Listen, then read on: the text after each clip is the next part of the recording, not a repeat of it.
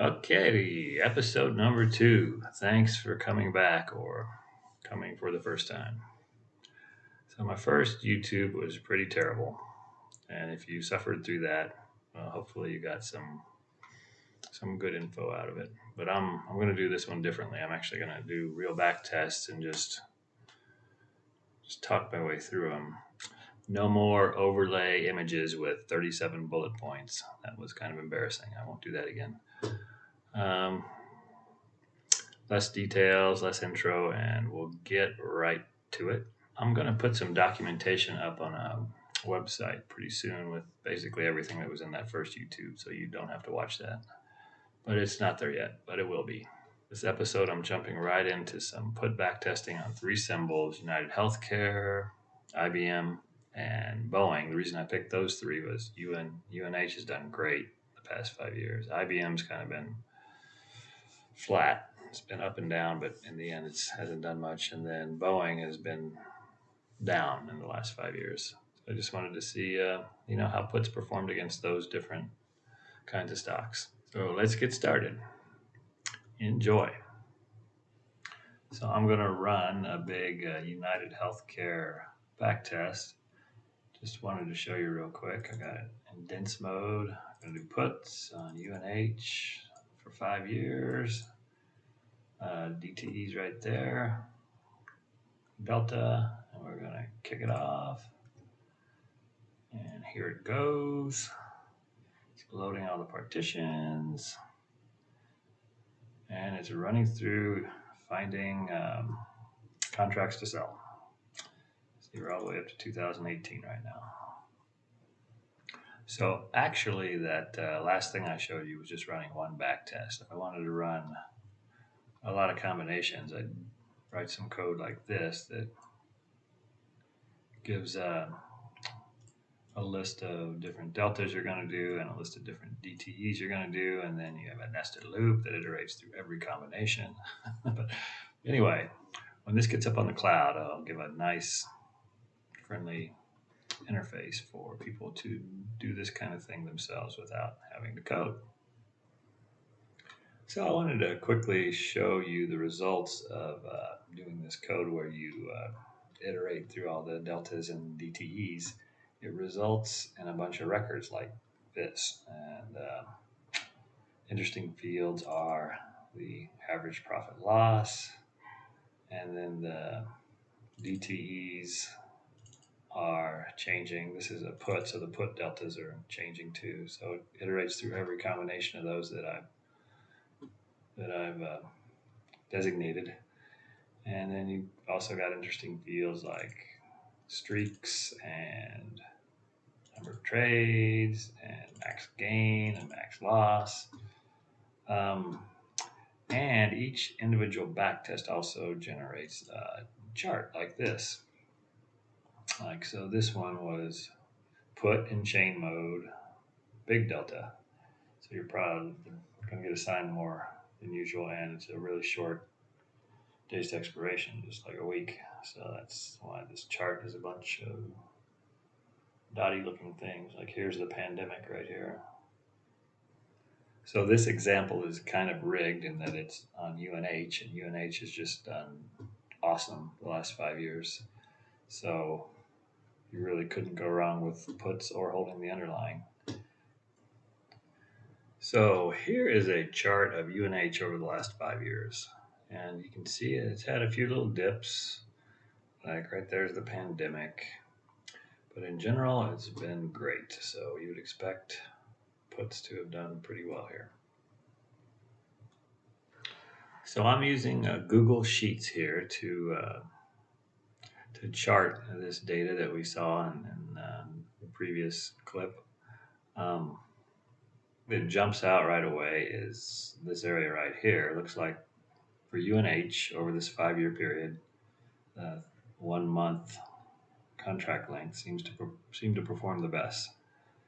Then the month and a half and the 2 weeks did pretty well. And the short-term ones did kind of bad, which might want to look into that. It may just be a fluke or just not finding enough uh, contracts to sell. And you were really unhappy if you were this guy who, over the 5 year period, decided to do like 1 week contracts and with a delta of about, what are these, zero point 0.2 and 0.25. You actually lost money over that 5 year period. But the underlying stock did great for you, so you couldn't be too upset. Um, so, yeah, that is interesting that the 1 month period outperformed all the others. The other thing to notice is puts with higher delta or more chances of getting assigned seem to earn you more premium.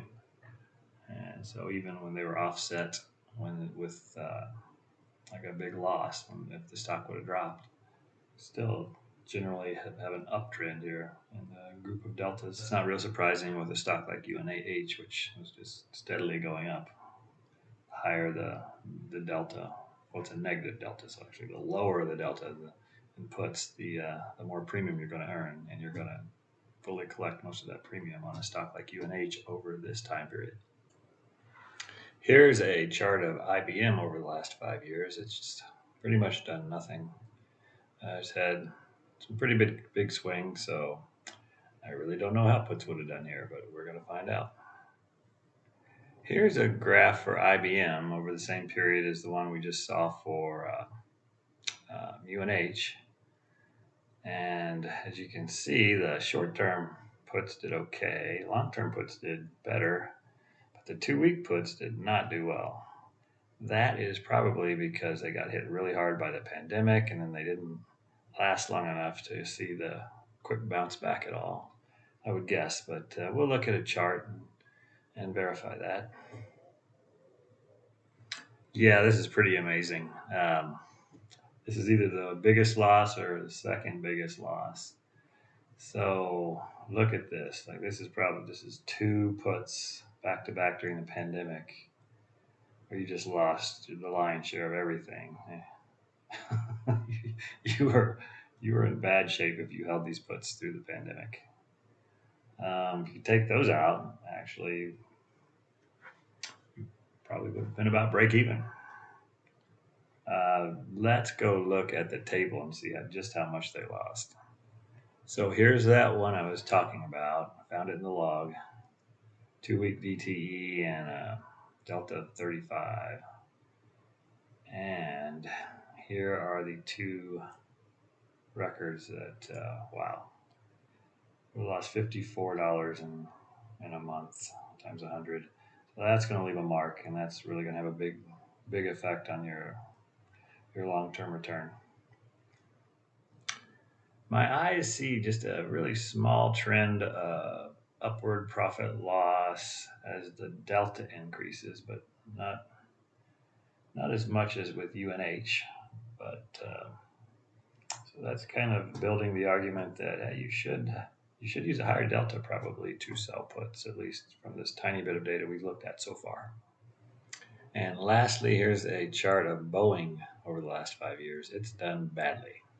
And my goodness, look at the pandemic. It got slaughtered, crushed, annihilated. So I would expect puts to have done poorly here, but common sense doesn't always work in stock options, so we'll see. So here is the chart for Boeing, and there's a few interesting things about it. Once again, the short term. Actually, this is the first really short term option that's got hit really hard. The worst performing one was the 1 week. And I'm guessing it had several legs in the pandemic where it just got crushed. And the most interesting thing is that the long-term puts actually made money.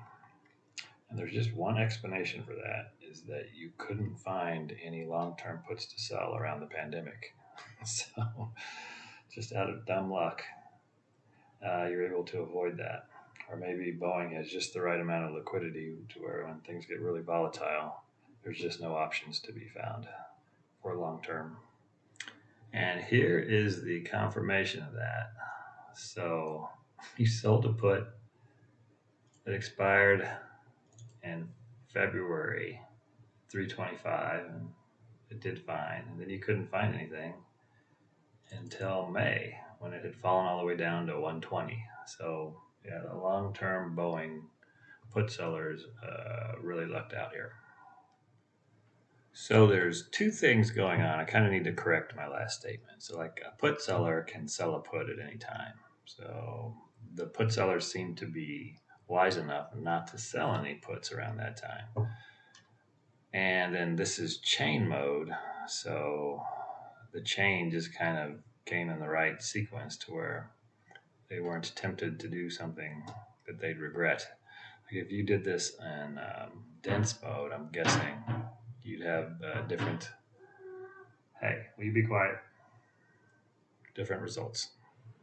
That's a wrap. I hope you enjoyed this episode. We went over selling puts for UNH, IBM, and Boeing over the last 5 years. We also found that selling puts with higher delta seemed to work better in this very small sample size. We found some interesting things around the pandemic where there just wasn't a lot of options to be found. Probably would like to go back and hit that again in dense mode. And the next episode will be all about the wheel strategy. So I'm looking forward to that.